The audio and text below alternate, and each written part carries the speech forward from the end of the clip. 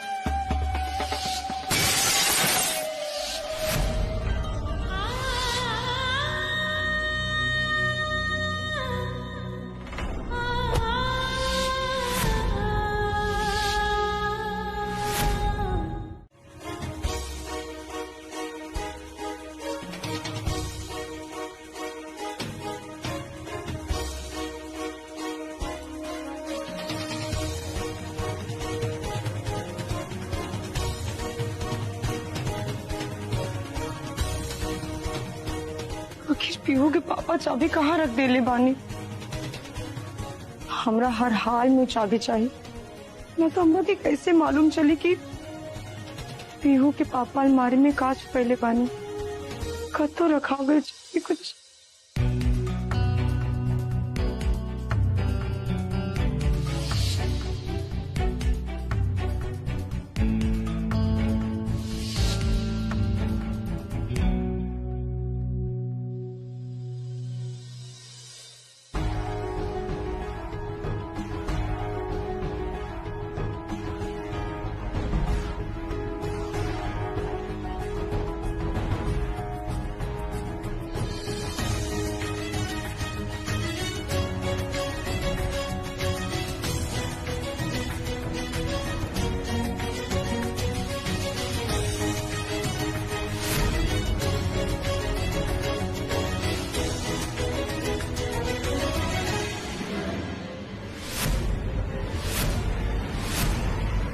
आटी, आटी, का भाई पीहू के पापा?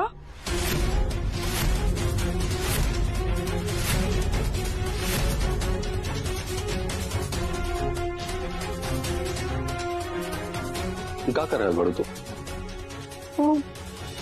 पीहू के पापा, हम तो बस देखत रहनी है कि कौन कपड़ा गंदा बा, कि ओकरा के साफ कर दी। तोहरा के कितना बेर मना कली हम कि तोहरा के हमार कोनो काम करे का जरूरत नहीं खे, क्योंकि तोहरा मूल बुद्धि में कुछ घुसते नहीं खे। पीहू के पापा, एगो पत्नी के धर्म होला जो अपने पति के ध्यान रखे, और जब तक हम एजा बानी हमरा और पहले जिससे ध्यान रखब, चाहे वो रवा के हल्दी वाला दूध देवे के होके, चाहे राउर कपड़ा साफ करे के होके, कुछ भी होके, और हम अपन पत्नी धर्म निभाई। अरे बंद कर अपन सती सावित्री वाला ही ड्रामा। सेवा कैला का कोनो जरूरत नहीं खे, बुझा गेल तोहरा के?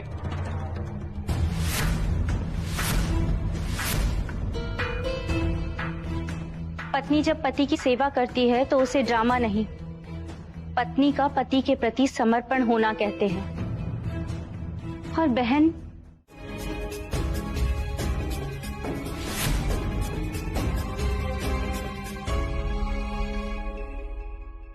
भौजी कुछ करत नहीं का? सुनो ने एगो हमरा काम बा। बबुआ जी वो सब छोड़ी, पहले हने आई। का भइल? बबुआ जी ये देखी ना का बा, और रुकी, देखी ये डिब्बा के अंदर रंग बिरंगी दवाई भी बा, और कुछ नमो नहीं की लिखल। हमरा कुछ नहीं के समझ में आवत। रवा पढ़ के बताई नहीं के अंदर काली खलबाई नहीं के अंदर काली खलबाई नहीं के अंदर काली खलबाई नहीं के अंदर काली खलबाई।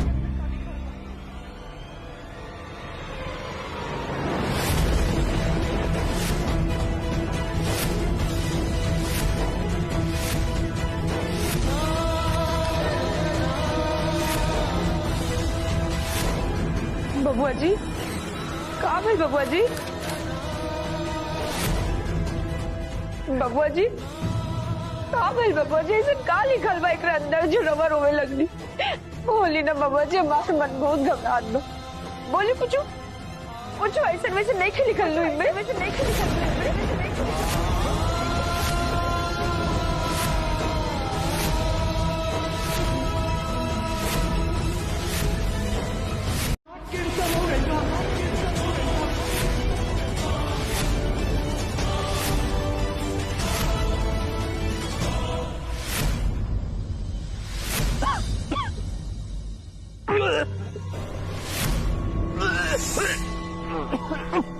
अमर जी,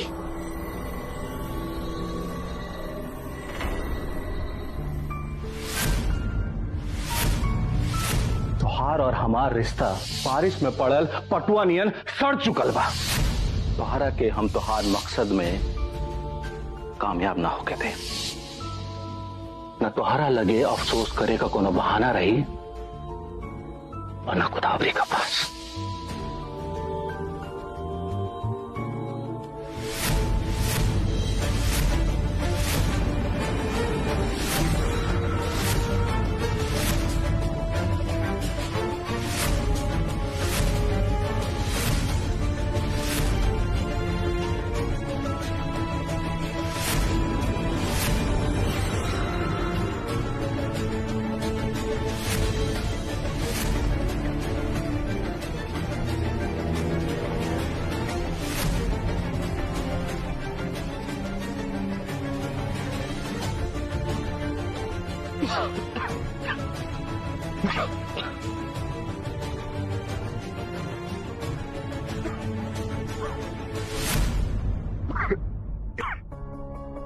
गोदावरी, अब हमारा अंतिम समय आ रहा बा। ऐसा मत कहिए अमर जी, आपको कुछ नहीं होगा। ईश्वर सब ठीक कर देंगे। ना, हमरा के अंतर से लागत है कि अब हम कुछ ही दिन का मेहमान बने, तो हम ज्यादा दिन ना जी पाए। नहीं नहीं अमर जी, ऐसा कुछ नहीं होगा। आप चिंता मत कीजिए। हम ना अच्छे से अच्छे हॉस्पिटल में आपका इलाज करवाएंगे। देखना आप ठीक हो जाएंगे। ना गोदावरी,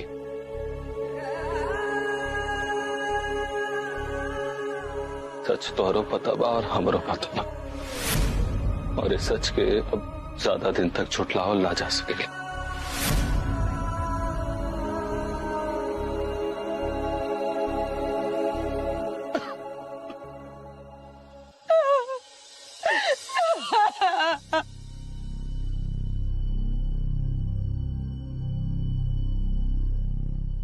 बबुआ जी, आज रहुआ के भैया से अपन इतना नफरत हो गई कि रहुआ ये सब क्या लगनी?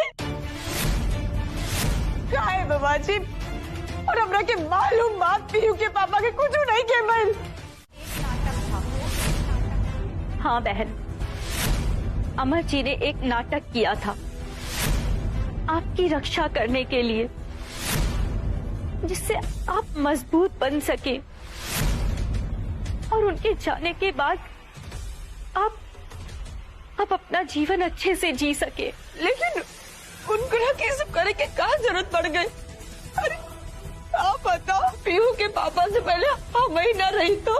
नहीं बहन, बस इसीलिए आपके मन में अपने पति के लिए जो प्रेम है वही देखकर उनके जाने के बाद आप सचमुच नहीं जी पाएंगी कि वो जानते थे, इसीलिए उन्होंने इतना सब कुछ किया। आपको याद है बहन, आपका कर्जा चुकाने के लिए, पैसों का इंतजाम करने के लिए वो यहाँ से दिल्ली चले गए थे। बस तभी अचानक से उनकी तबीयत खराब हो गई थी और दिल्ली में उनके एक दोस्त थे, डॉक्टर रवि। बस उन्हीं को वो खुद को दिखाने के लिए गए और तभी उन्हें पता चला कि डॉक्टर साहब की मृत्यु हो चुकी है। लेकिन नहीं की दुल्हन, तारा के सब कैसे पता चलल? क्योंकि बहन, हम ही डॉक्टर साहब की विधवा हैं। जब अमर जी ने हमें खुद के बारे में बताया तो हम एक दूसरे डॉक्टर के पास उनकी रिपोर्ट दिखाने के लिए गए और तभी हमें पता चला कि उनको कैंसर है, नहीं की दुल्हन, वो तो हमरा के अपन बड़ बहन कहत रहलू हनु, तो तू इतनी बड़ बात हमरा से कैसे छुपा ले लू कि पीहू के पापा के कैंसर हो गए? तो हमरा के काहे ना बताओ, बताओ हमरा के जवाब दो। बहन, हमने जो कुछ भी किया है बहन, वो सब कुछ अमर जी के कहने पे किया है। वो आपको बचाना चाहते थे, हमने सिर्फ इसीलिए उनका साथ दिया। नसीब का फेर तो देखिए अमर जी। गोदावरी, हमरा के पूरा यकीन बा, अगर तू हमारा साथ देबू तो हम हमें काम में कामयाब जरूर हुए। लेकिन हम आपका कैसे साथ दे सकते हैं? देखा, एक विधवा का दर्द तुम्हारा से अच्छा क्यों ना जान सकेला, और अगर आरती विधवा हो गई ना तो तुम्हारा से 1000 गुना ज्यादा उनके दुख हुई, काहे कि उनकरा के दुनियादारी अइबे ना करेल, और तू उनकरा के विधवा होके से बचा सकत लो हमार मदद करके। हम आपकी क्या मदद कर सकते हैं अमर जी? आपके दोस्त डॉक्टर साहब ने हमें बताया था कि मुसीबत के समय आपने उनकी बहुत मदद की, और अगर आप उनकी की मदद के एवज में हम अगर आपकी कोई भी मदद कर पाएंगे तो हम खुद को भाग्यशाली समझेंगे। और वैसे भी जो आपने किया है उसके लिए हम आपका एहसान तो उतार नहीं सकते। गोदावरी, तू हमरा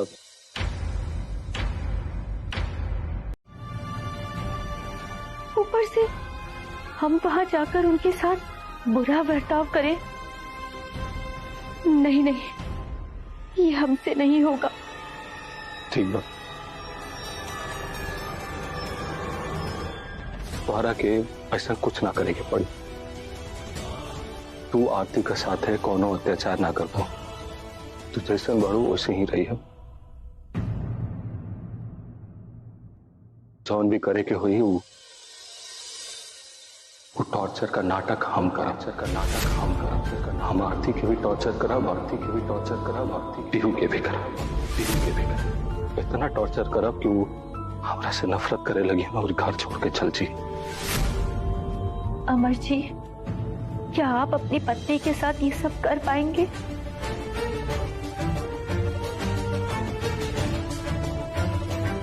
पता ना कितना कर पाई, लेकिन करे के तो पड़ी। अगर एगो मरे वाला इंसान मरते वक्त केहू से बहुत ज्यादा प्यार करे लगे और वो मरे वाला इंसान से दूसरा इंसान नफरत करे लगे, तो ये मरे वाला इंसान के उससे बड़ा सजा कुछ ना हो सकेला। लेकिन हम आरती खातिर इस सजा भुगते खातिर तैयार बन। कम से कम हमारा आरती का जिंदगी तो बच जाई ना। अगर हम ऐसे ना करब ना तो कबो वो घर छोड़ के ना चाहिए और उनकर जिंदगी वो घर में नर्क से भी बदतर बन जाए।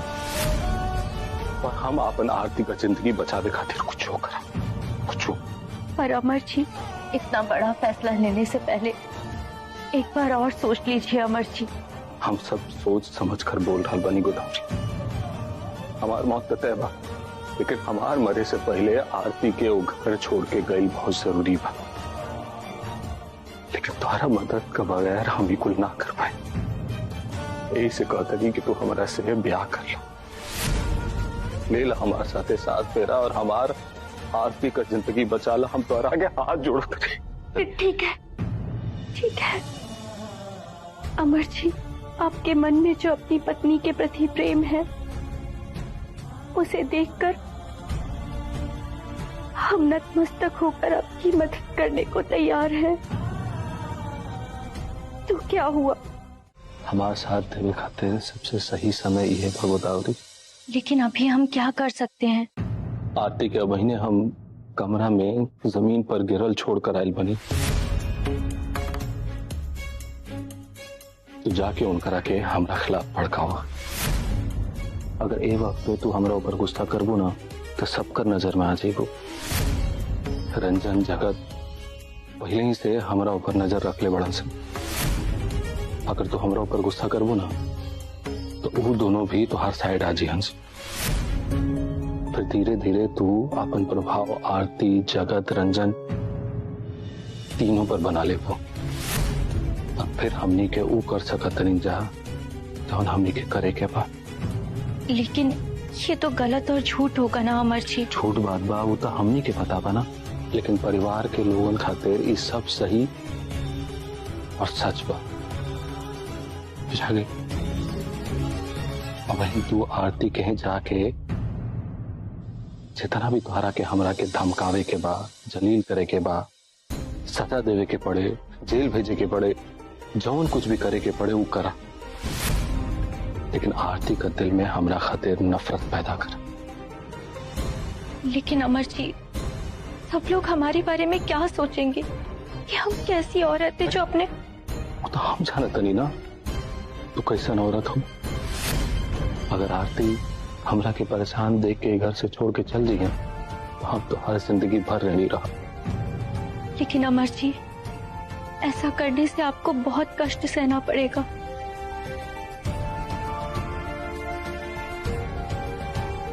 पता ना। आप ठीक कह रही हो बहन। किसी का भी सुहाग जब ऐसी अवस्था में हो तो पत्नी यही चाहेगी कि उसके सुहाग से पहले उसकी मौत आ जाए। लेकिन एक बार सोचो बहन, क्या पति की इच्छा को पूरा करना आपका कर्तव्य नहीं है? नहीं कि दुल्हन, कर्तव्य तो बाद में आवेला नु, पहले धर्म आवेला। और हमार पति धर्म ये कह रहा बा कि हमरा के अपने पति से पहले अपन तन त्याग देवे के चाहिए। अरे जो पति के बिना रहे लायक पत्नी रही नू तो इस समाज ही प्रथा है न बनाई थी। और प्रथा जो भी होके हमरा के अपने पीहू के पापा के बिना नहीं के जिंदा रहे के। इसका मतलब आपके पति की अंतिम इच्छा आपके लिए कोई मायने नहीं रखती। क्या आप उनकी इच्छा को ठुकरा दोगी? इच्छा को ठुकरा दोगी? हम पत्नी धर्म निभा सकत बानी, त्याग कर सकत बानी नहीं कि दुल्हन, लेकिन हम इतना स्वार्थी नहीं के बन सकत बानी। त्याग तो अमर जी कर रहे हैं आपके लिए, जिसको आप समझ ही नहीं पा रही हैं। अगर उनकी इच्छा पूरी नहीं हुई तो उनकी मौत भी अधूरी रह जाएगी। बल्कि मृत्यु के बाद भी उनकी दुनिया से विदाई अधूरी रह जाएगी बहन। उनकी आत्मा भटकती रहेगी। क्या उनकी इच्छा पूरी नहीं कर पाओगी? बोलो, करोगी ना उनकी इच्छा पूरी?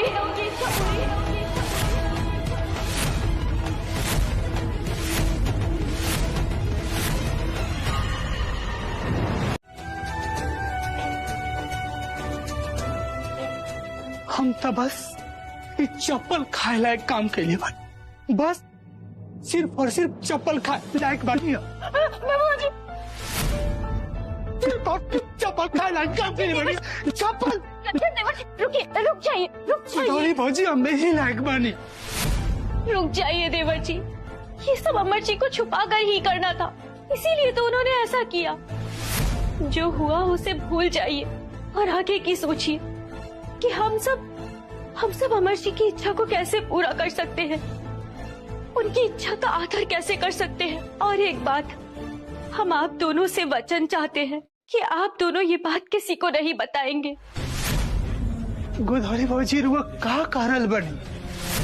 अरे सबके जाने के चाहे घर में कि अमर भैया मात्र और कुछ दिन ही जिंदा रहे वाला पड़े, और वही ऐसा बात छिपावे के काहे कारल बनी।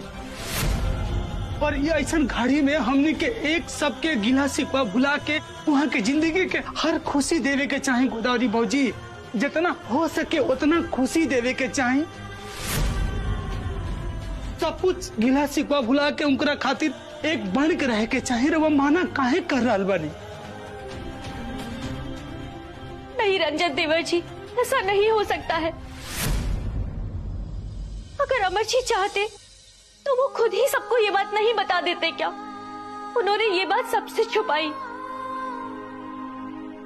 क्योंकि उनको विश्वास ही नहीं है कि उनके मरने के बाद पीहू और बहन इस घर में खुश रह पाएंगे, उनकी जिंदगी खुशहाल रह पाएगी।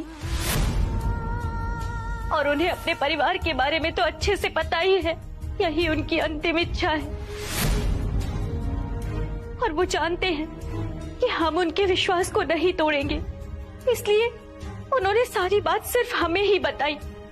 वो हम पर विश्वास करते हैं। अगर उन्हें पता चल गया कि आप लोगों को भी ये बात पता है तो उनको लगेगा कि उनको सबने धोखा दिया है,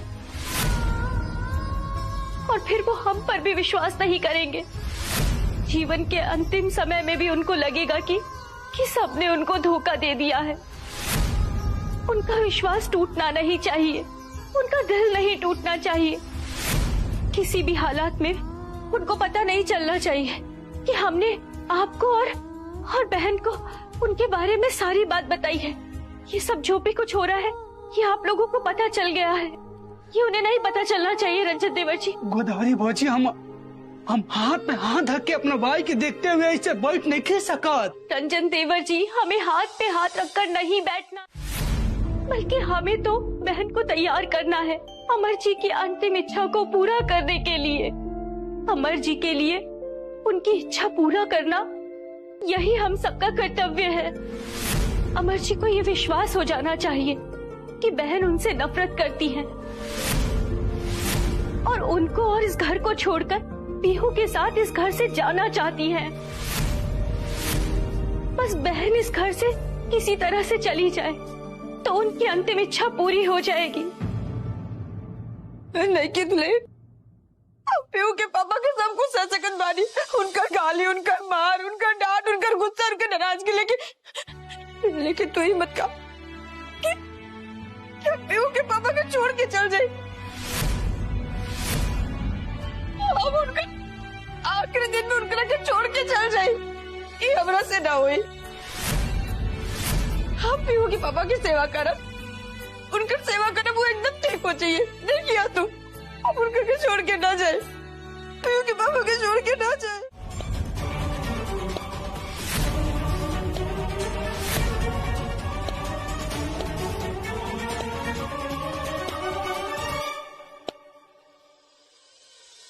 पीहू के पापा, हम रवा के खुद से तुर कब होना चाहे थे। हम रवा के ना हमारे थे, चाहे कुछ भी हो जाए।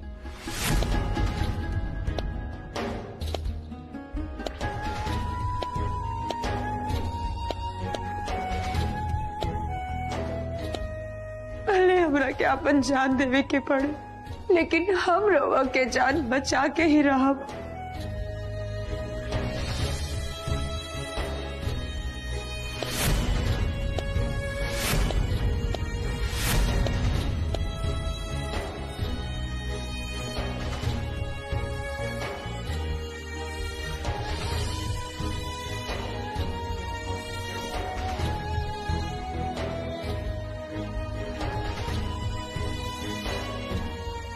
जब तक हमारे तन में सांस रही, हम तब तक रवा के साथ रह। पीहू के पापा,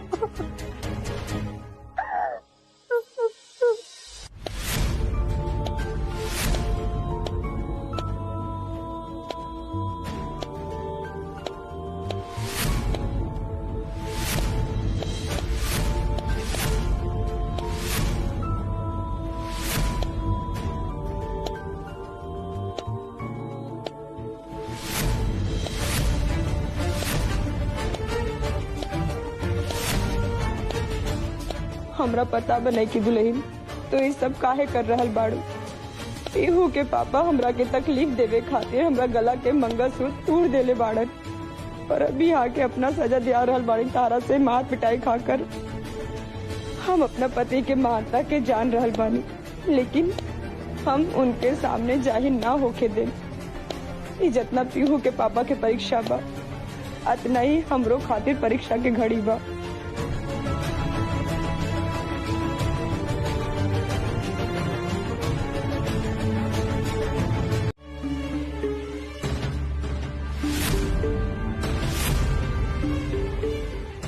शुभ शुभ बोली पीहू के पापा। जब तक हमरे तन में सांस बा रउआ के कुछ ना होई।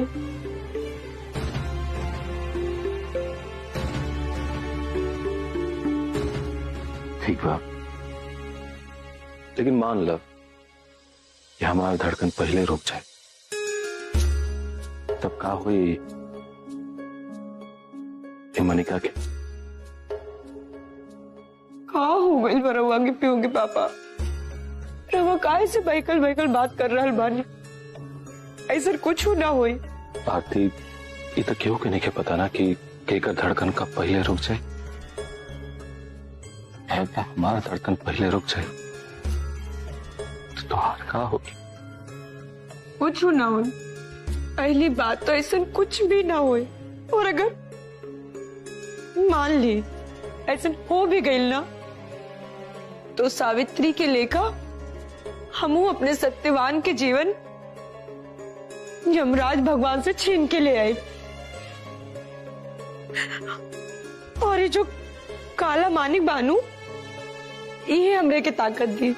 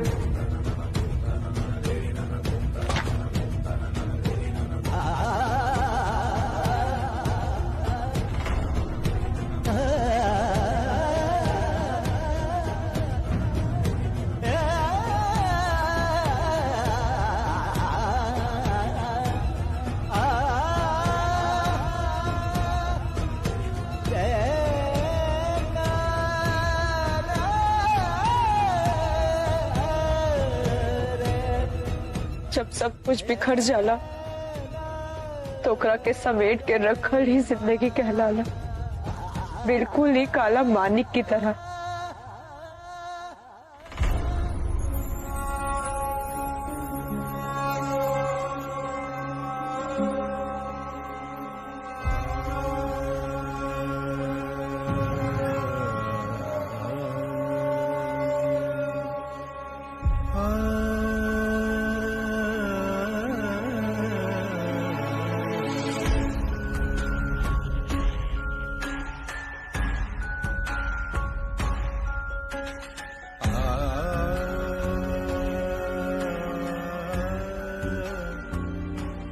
जब औरत के सुहाग पे बात आवेला तो यमराज से भी लड़ जाली पीहू के पापा,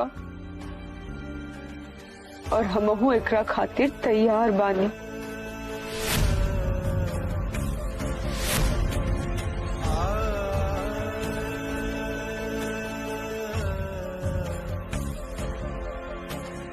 अमर जी, अमर जी, देखिए, ये रिपोर्ट बिल्कुल सही बा। ये देखला से तो ही लग रहा बाप कि पेशेंट अधिक से अधिक 1 महीना और बच पाई हन, काहे कि कैंसर लास्ट स्टेज में पहुंच गई बा। ना ना डॉक्टर साहब, रवो कुछ हो करी, जितना भी खर्च होई ना हम खर्च करो। बस रवा कैसे भी करके पीहू के पापा के बचा ली। उकर कोई दवाई होगी और ऐसा कौन बीमारी बात जेकर कोई लजवे नहीं के। डॉक्टर साहब देखी ना, वो अपनी दोनों जन के पति मैडम, रवा कैसे भी करके उनका के बचा ली। रवा जौन कुछ भी कहा ना हम वो सब करो, बस पीहू के पापा के बचा ली, अपने के पति के बचा ली। डॉक्टर साहब ऐसा परिस्थिति में हम रहुआ सब हालत समझ सकता नहीं, लेकिन सब कुछ डॉक्टर के बस में ना होला। हम डॉक्टर भी इंसान ही होलन, इलाज कर सकेलन, भगवान ना कि जीवन दान दे देसु। नो डॉक्टर साहब, हमरा खातिर तो रहुआ ही भगवान बानी। कुछ वो भी करके कैसे भी करके पीहू के पापा के बचा ली, बचा ली ना डॉक्टर साहब। हम सिर्फ ईमानदारी से कोशिश कर सकता नहीं, लेकिन ये केस में कौनो उम्मीद नहीं खे बाकी। सब कुछ ईश्वर के हाथों में बा। ये का कह रहे बानी डॉक्टर साहब? जब सब कुछ भगवान के ही हाथ में बा तो रउआ डॉक्टर खाली लोगन के लूटे खातिर बनल बानी। हमरा के कुछ नहीं के मालूम, रउआ के पीहू के पापा के बचावे के ही पड़ी। अरे हम कह देनी नू कि हम कोशिश करब बढ़िया से इलाज करे के। कोशिश ना डॉक्टर साहब, रउआ के पीहू के पापा के बचावे के ही पड़ी। अगर रवा बोली हमें मंगलसूत्र रवा के चरण में चढ़ा देत बानी, बस कहीं से वो करके पीहू के पापा के ठीक कर दी। बहन रुको, ये सब करने का कोई फायदा नहीं है। डॉक्टर साहब वही कह रहे हैं जो सच है। ना नहीं की दुल्हन, ई सच नहीं के। सच तो ई बा कि डॉक्टर साहब के हर हालत में पीहू के पापा के ठीक करे के ही पड़ी। और हम ही मंगलसूत्र डॉक्टर साहब के चरण में चढ़ा दे। कहल जाला नू कि डॉक्टर भी भगवान के रूप होला। तब अपने पति के बचावे खातिर राउर चरण में अपने पति के प्राण खातिर भीख मांग रहल बानी।